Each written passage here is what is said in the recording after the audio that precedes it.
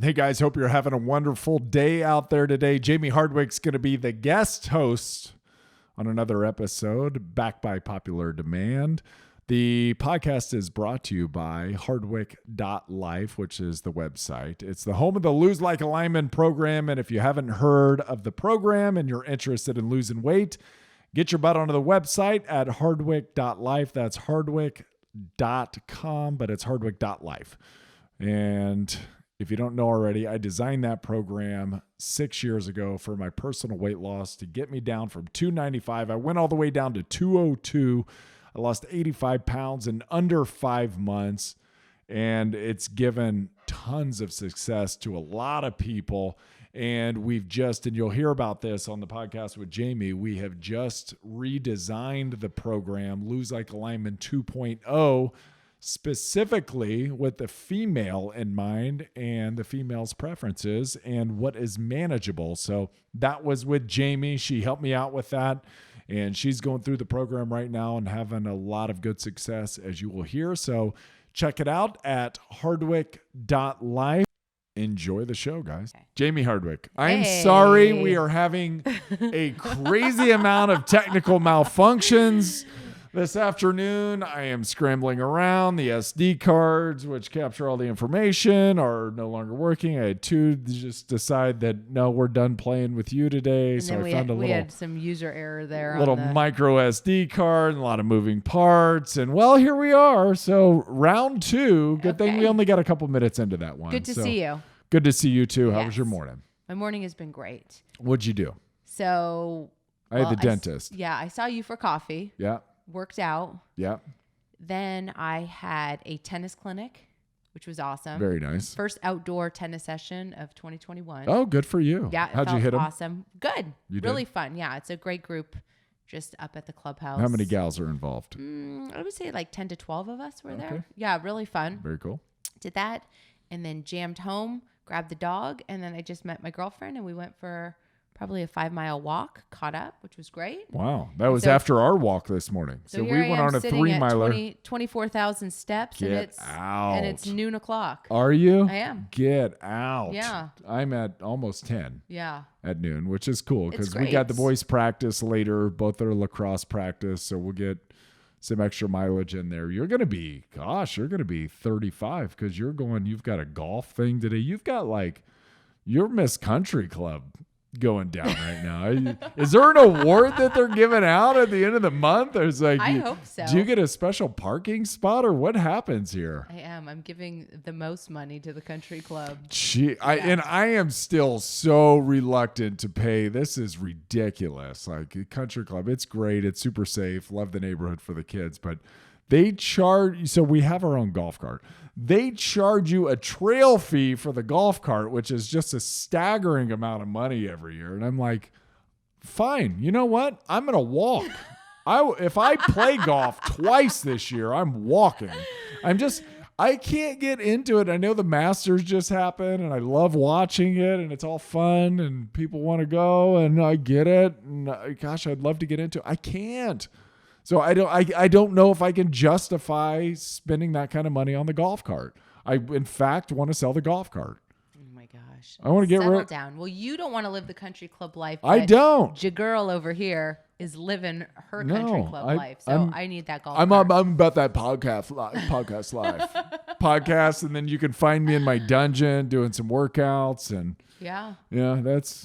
I'm good. I'm good. I came to terms the other day because you were on me a little bit ago about you got to go find friends, you got to meet people, and then I had a friend, I'm going through this, I'm going through this, but people listening may not. I'm going through this NFL transition coaching program, and it's like a 60-hour thing, and it's all this psychology, and you meet with team psychologists, and it's super rad. And one thing is I'm 50% introvert, 50% extrovert. But one guy said this so well. He was like, I find I don't like people other than my family, like my immediate kids and my wife. And other than that, I'm good. And I was like, That resonates with me. Yeah, you feel that? I do. Yeah. I in a way, but I do love the people that I get to interact with. I do like the podcast. I do have friends in the neighborhood, so I can't say I don't. Right. Yeah. And I like the people that I get to work with. That brings real joy to my life. But for you,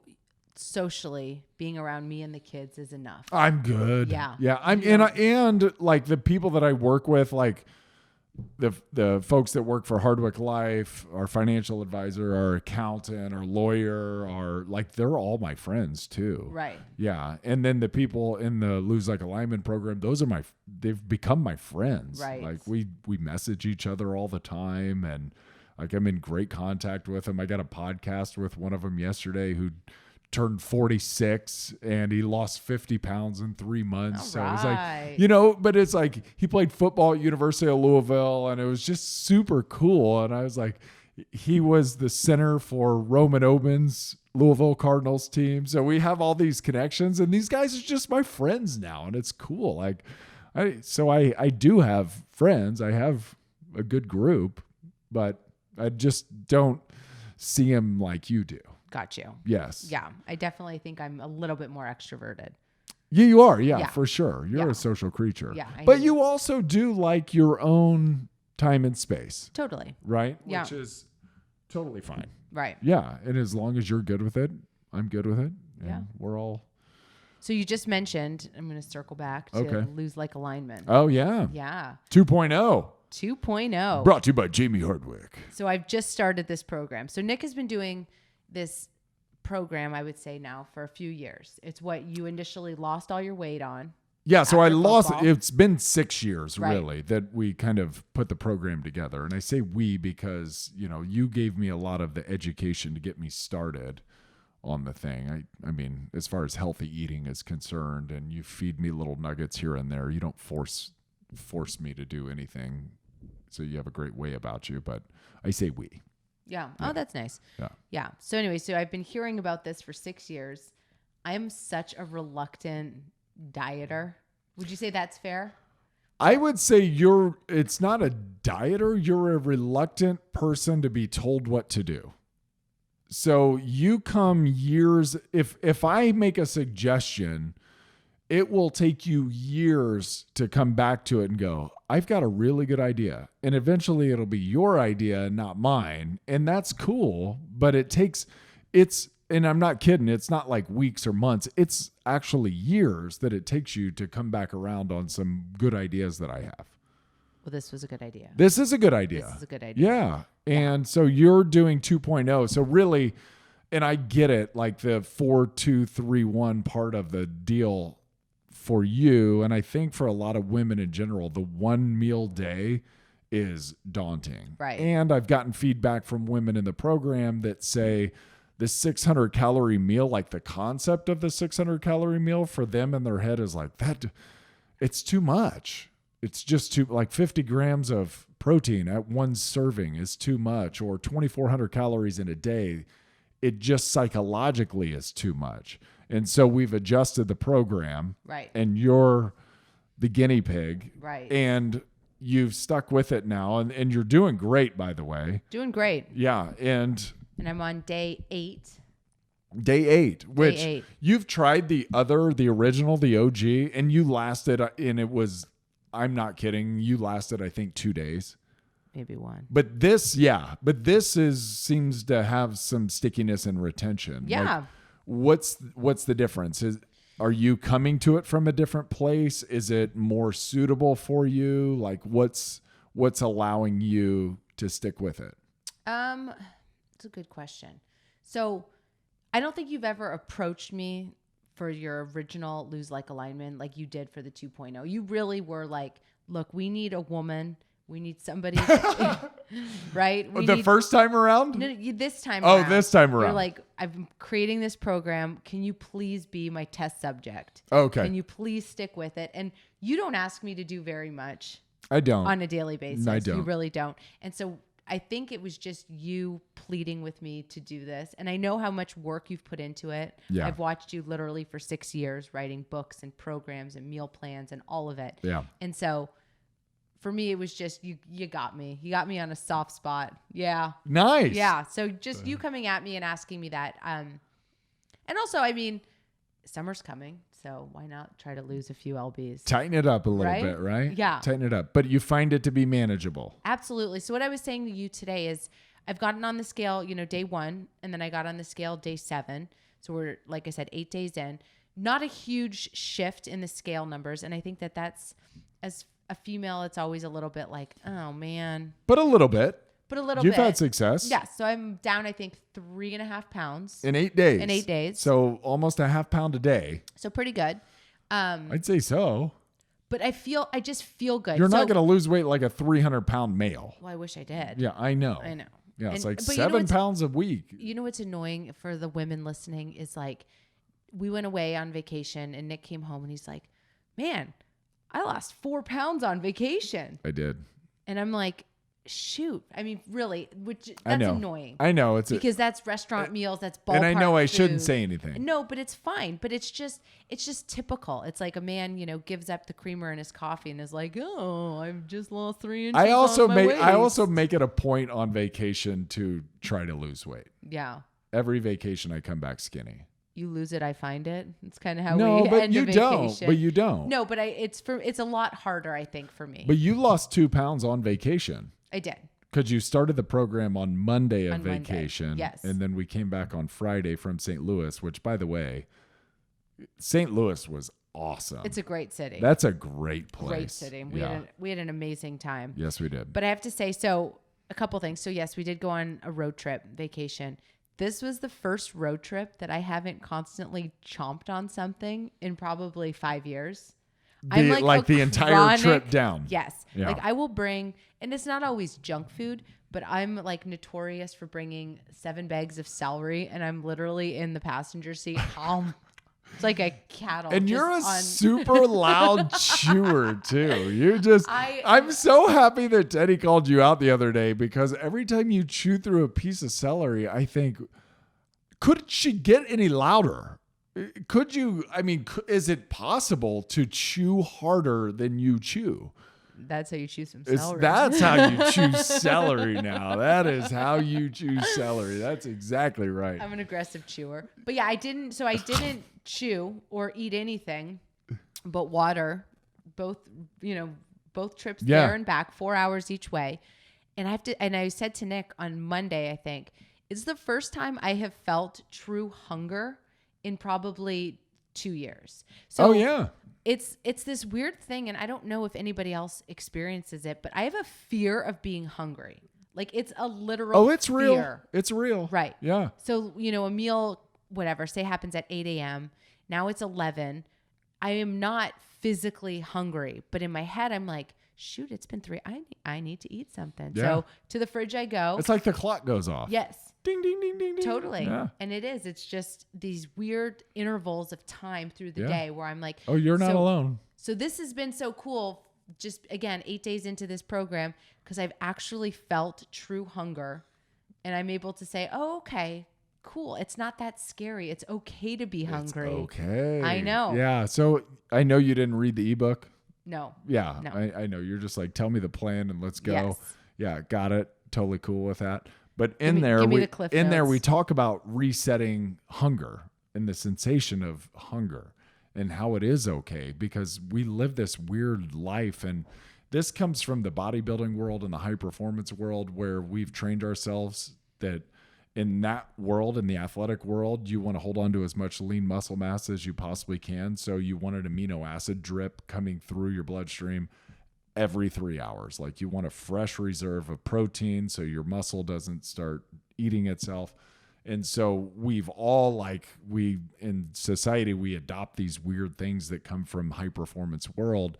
And that's one of them is the 3 hour eating window. It's like every 3 hours you need to have a meal and you don't need to have a meal every 3 hours. Right. And I'm not a high performer. No. And it's okay to be hungry. And I think we have a fear of being hungry, but what it is we get tethered to the kitchen or to the pantry or to a restaurant and we can't get too far. Good Lord, we can't get away from any food for too long. Bring your snacks, pack your bag. It's like, bull crap. We were made to survive, man. Like, and I say this in the book too. It's like nobody's ever died of starvation with excess fat or muscle on their body. Right. Yeah, that does not happen. That is not real. Now, you don't want to like drive your metabolism down to zero and then when you start eating normally again, and that's what the program's kind of designed to do, is to spike your metabolism and to drop it down, to spike it and drop it down. Then you go 4 weeks on, 2 weeks off, and you get to reset everything. And so it's designed for that. Well, I'm glad you're having success. Yeah, thank you. And I'm enjoying it. I'm really happy you're having success. Yeah. So 8 days down, you've got 3 more 8 days to go, and then you get a 2-week break, and then we'll see where you're at, right? Cool. And then that's kind of the deal. It's like you may need 1 cycle, you may need 2 cycles. Like Big John Zinser needed 7 months to lose 100 pounds. Or my buddy Greg, who just lost 50, started January 3rd. So, and then whenever you need, you can just get right back on. Totally. And then I think the thing that what helps a lot of people is that it just teaches them what an appropriate size meal looks like, or what an appropriate day looks like to get a little bit bigger than that. Right. And then you kind of understand, oh, this is what a serving of protein is. This is what a serving of fat is. This is what a serving of carbohydrates is. And so, yeah, there you go. Good. Well, enjoying it. 8 days in. 8 days. And I'm really going to stick to it. Good. So, we've been sleeping in separate rooms. And we've talked about this before on the podcast, but this is a different one. One, because your sinuses were jacked up for the last couple of days, so you decided to go somewhere else. You didn't think you were going to get a good night's sleep. Right. And 2, our 9-year-old is, I'd say he's regressing in the sleeping department. See, and I like to be a little more empathetic. And you wouldn't call it regressing? Well, no. I'm trying to be gentle. Whatever I can't get more gentle than that. It's difficult. He's having night terrors. Mares. Nick refuses to night terrors. He's terrors. Not Kid Cudi. Night terrors. He is having terrors. Yeah. He doesn't know like where he's at when he's doing it. So he says. Do you believe him? For all of your empathy, you are being very unsympathetic. Do you believe him? I do. So anyway, he's been waking up. Part of me does. For, not often, but like it's at least once a night now for the last several weeks where he comes down the stairs screaming, breathing like Darth Vader. Oh. He does that. It's terrifying. And his hands are sweaty and he's wiping them on his pants and everything like that. Yeah. It's a lot. And then we try to get him to turn on the light and go to the bathroom and then go back to bed. But come on, like, we're 9, bro. Like, I thought we were done with this. I thought when you just give me a baby then.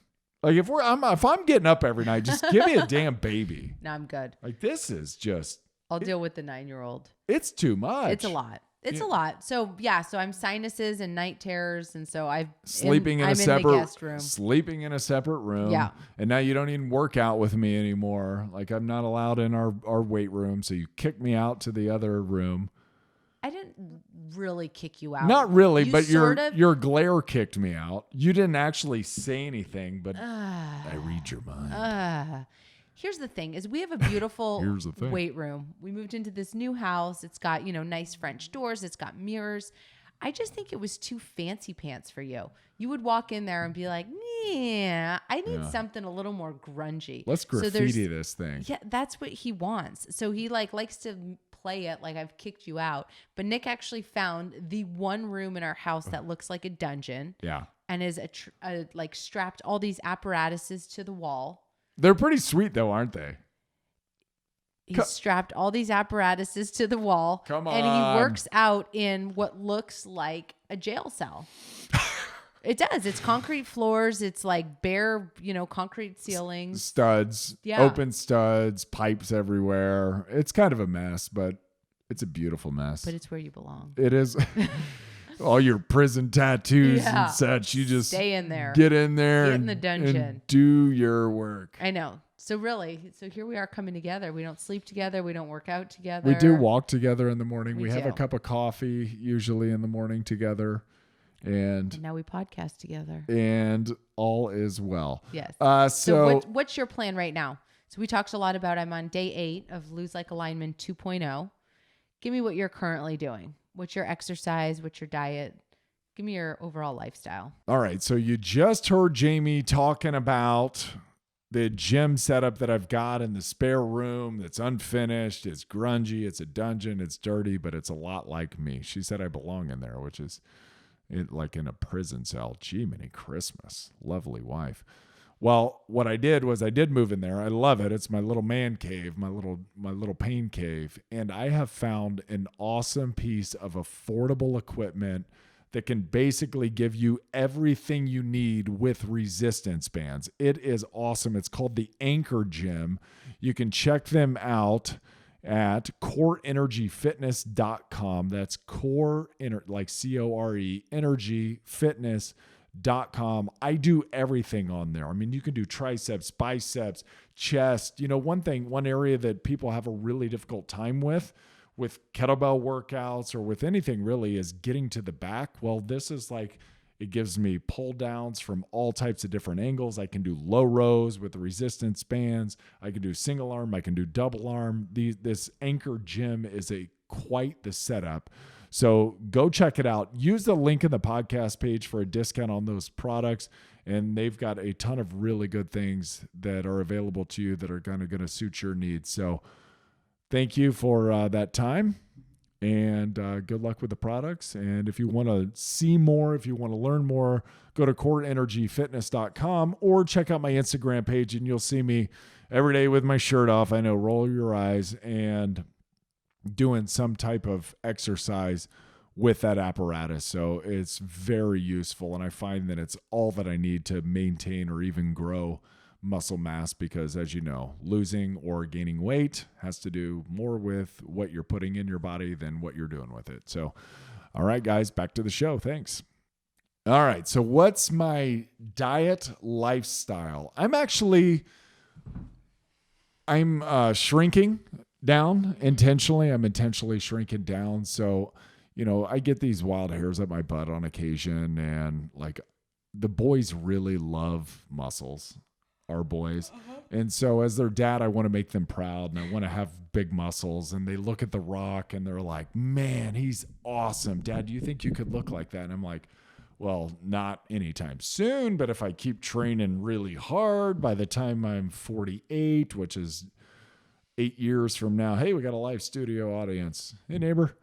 By the time I'm 48, sure. And then I start lifting heavy, and then I start bulking up, and I got up to almost 240, 245, like very recently. So about a month and a half ago. And I was feeling pretty good as far as like looking good, but I felt like hell. Like my joints hurt, my knees hurt. I called and scheduled an appointment at the knee replacement doctor on the south side of Indianapolis. And I was calling around to our doctor back in San Diego, and I was like, what is going on? And then my feet were hurting, and you saw me getting out of bed in the mornings or at night, and I'd look like Quasimodo walking to the bathroom. And I was like, all right, dude, something's got to change. Like, you got to knock this crap off. Quit lifting heavy. Be especially mindful of your legs.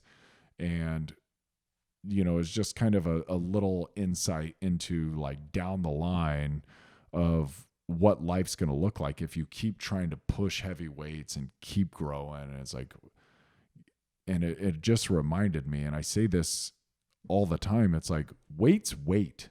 Your joints don't give a hell if it's fat or if it's muscle. Like if you've got excess weight on your lower extremity joints, your hips, your knees, your ankles, and all those little tiny joints in your feet, they feel 3 to 4 times the force every time you take a step. And so you go skiing and you go off of jumps, or you go to the trampoline park and you're jumping with the kids because you want to be a good dad, right? You want to be involved and make them proud and everything like that. And it's like you do that and you're trashing yourself. So I've been on a slim down diet. So essentially what I've done is like I'm doing the program again. So I'm brought it down to 600 calorie meals. Have you noticed? Yeah. Yeah. I mean, Yeah. I've brought it down to 600 calorie meals. I'm usually eating kind of on our diet breaks. We do 3 of those. I tell people 3 to 4, depending on your activity level on the 2-week break in between phases. And I've been doing that, and it's just like clockwork. And it's like my body responds so well, and I'm down almost 20 pounds in a month from where I was at. So I was up at 240-ish, and now I weigh in this morning at 223. Wow. And so I'm getting real tight, and my body fat's really shrinking, and my pants are getting big on me again, which it actually feels good. And so I've kind of come full circle to the thought of like longer. And so a post that I've had recently that I keep kind of sharing is really, it's stronger, longer. Like, don't forget the goal, Nick. The goal is to live till you're 100. It's not to look like The Rock, who makes $90 to $100 million a year, to look like he does. And he's jacked, by the way. I mean, like, physically looks awesome, but I have to imagine what he feels like when he wakes up in the morning. I can't imagine it feels very good. Right. I can't, there's no way. And then I look at guys like, you know, the super inspirational guys out there, like David Goggins, who wakes up and runs a marathon every day just to show how badass he is, or like Cameron Haynes. And they are badasses, like that they can physically do that every day and push themselves through it. But in my head, I'm thinking of them and I'm going, what's the end game for all this? Like, I hope they're making an S ton of money, because that's what I did in a previous life, was trade my body for money and a lot of fun.